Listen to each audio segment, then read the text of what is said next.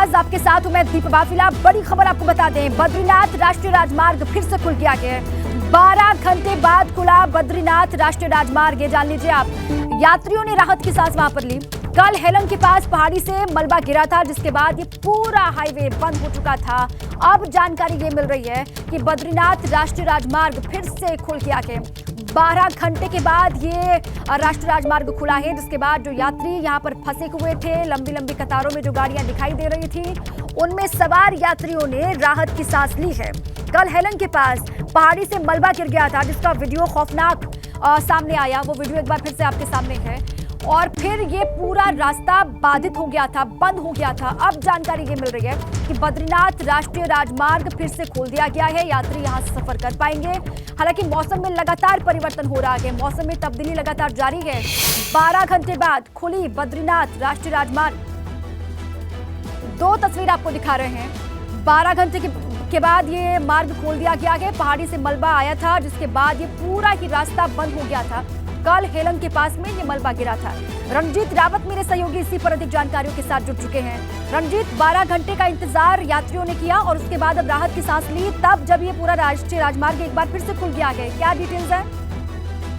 जी दीपा जी, आपको बता दो कि जो बद्रीनाथ राष्ट्रीय राजमार्ग कल देर शाम जो है हेलंग के पास जो है पहाड़ी भर कर नीचे गिरी थी और पूरा राष्ट्रीय राजमार्ग 12 घंटे के लिए बंद हो गया था, जिसके चलते सिर्फ जोशीमठ से लेकर हेलंग और हेलंग से लेकर लगभग 3-4 किलोमीटर आगे तक लंबा जाम लग गया था, जिससे यात्रियों को बड़ी दिक्कतों का सामना करना पड़ा। लगभग अब आज सुबह 12 घंटे के बाद जो है बिहारों और अन्य संस्था ने इसको कड़ी मशक्कत के बाद इस हाईवे को खोल दिया गया, जिसके बाद जो वाहनों की आवागमन और यातायात व्यवस्था वो फिर से सुचारू हो गया। खास तौर से ये रहा कि कल जो रात जो पहाड़ी जो टूटा, उस समय ये बड़ा हादसा होने से रुक गया, क्योंकि जिस तरह से पहाड़ी टूटा उस समय पहाड़ी टूटा इससे कोई बड़ा हादसा हो, लेकिन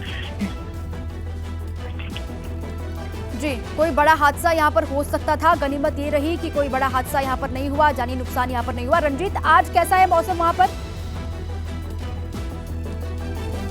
चलिए संपर्क उनसे टूट गया है। शुक्रिया आपका पूरी जानकारी के लिए। लगातार यहाँ पर मौसम बदला और उसके बाद ये हुआ कि यहाँ से मलबा गिरा पहाड़ी से, उसके बाद ये पूरा रास्ता बंद हुआ। लेकिन अब 12 घंटे के इंतजार के बाद यात्री यहाँ से आगे सफर कर पा रहे हैं। निकाय के दूसरे चरण के प्रचार में जुटे सीएम योगी आज मेरठ मंडल में 4 जनसभाएं करने वाले हैं। सीएम वो बुलंदशहर, हापुड़, मेरठ और गाजियाबाद में जनसभाएं करेंगे। यहाँ दूसरे फेज में 11 मई को वोटिंग होने वाली है और दूसरे चरण का प्रचार युद्ध अब किस तरीके से आगे बढ़ रहा है, समझिए आप।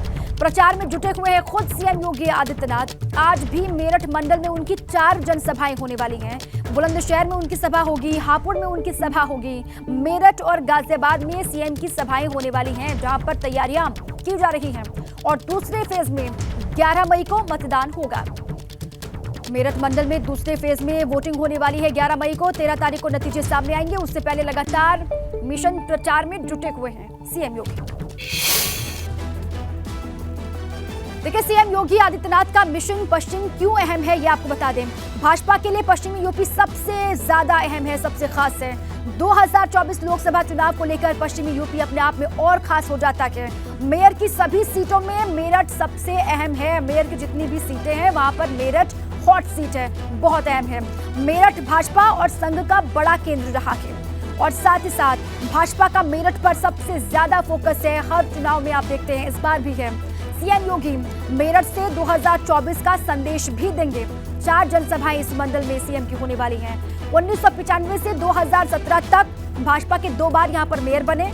1995 से 2017 तक बसपा के 3 बार यहां पर मेयर बने।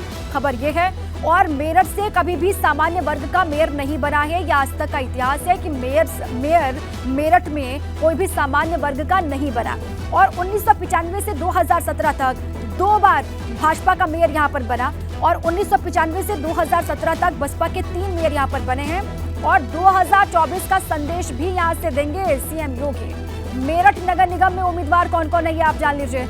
हरिकांत अहलूवालिया भाजपा, सीमा प्रधान सपा, नसीम कुरैशी कांग्रेस, हसमत मलिक बसपा प्रत्याशी हैं। इन्हीं के बीच में मुकाबला है और जीत इनमें से किसकी होगी, जनता किसको चुनने वाली है, अब इसका इंतजार करना लगातार जारी है। इंतजार होगा, उसके बाद 13 तारीख को नतीजे सामने आएंगे। उससे पहले 11 को वोटिंग होगी। हापुड़ नगर पालिका उम्मीदवार डॉक्टर सोमतिकेन भाजपा, पूजा सपा, मानवीर सिंह कांग्रेस और पुष्पा बसपा के प्रत्याशी हापुड़ नगरपालिका के लिए उम्मीदवार हैं। इन चारों के बीच में बुलंदशहर नगरपालिका के लिए कौन उम्मीदवार है, किस पार्टी से? दीप्ति मित्तल भाजपा के उम्मीदवार, अर्चना पांडे समाजवादी पार्टी के उम्मीदवार हैं, रजिया बेगम रालोद की प्रत्याशी हैं, शबाना बसपा उम्मीदवार हैं, जिनके बीच में यहां पर कड़ा मुकाबला होने वाला है। और इसके अलावा गाजियाबाद नगर निगम में कौन उम्मीदवार? महापौर को लेकर सुनीता दयाल भाजपा की, पूनम यादव समाजवादी पार्टी, पुष्पा रावत कांग्रेस प्रत्याशी, निसार खान बसपा प्रत्याशी हैं गाजियाबाद नगर निगम के लिए। इन चारों के बीच में कड़ा मुकाबला यहां पर है। भाजपा, सपा, कांग्रेस और बसपा यहां पर मुकाबले में है, लेकिन सीधा मुकाबला ये कहा जा रहा है भाजपा और सपा के बीच में है। तो दूसरे चरण के प्रचार के लिए आज आप देखेंगे सीएम योगी ताबड़तोड़ जनसभाएं करेंगे। कहां पर उनकी सभाएं होने वाली है, उससे जुड़ी हुई हर एक जानकारी हमने आपको दी। दूसरे फेज के लिए सीएम के अलावा बीजेपी के कद्दावर नेताओं के भी ताबड़तोड़ दौरे लगातार जारी हैं। डिप्टी सीएम ब्रजेश पाठक आज बरेली में रहेंगे और वहां पर केशव प्रसाद मौर्य, ये कहा जा रहा है कि वो भी अलीगढ़ में रहने वाले हैं, वहां से प्रचार करेंगे। प्रदेश अध्यक्ष भूपेंद्र चौधरी बदायूं में रहेंगे, वहां पर कार्यकर्ता सम्मेलन करने वाले हैं। जबकि स्वतंत्र देव सिंह कानपुर देहात और नंद गोपाल गुप्ता नंदी औरैया में रोड शो करने वाले हैं। सिर्फ सीएम नहीं बल्कि और भी तमाम जो बड़े नेता हैं भारतीय जनता पार्टी के, वो लगातार प्रचार कर रहे हैं।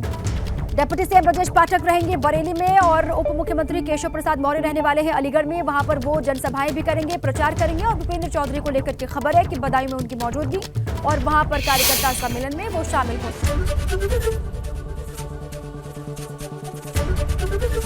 एबीपी गंगा, खबर आपकी, जुबान आपकी।